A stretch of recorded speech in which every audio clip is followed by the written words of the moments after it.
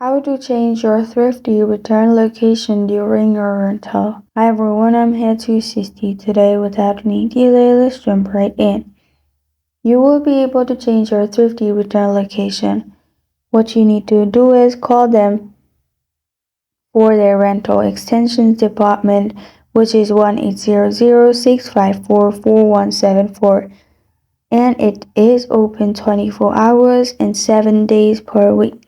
So make sure you call this number and ask them for the permission. And also you may return the vehicle to another nearby location that is open.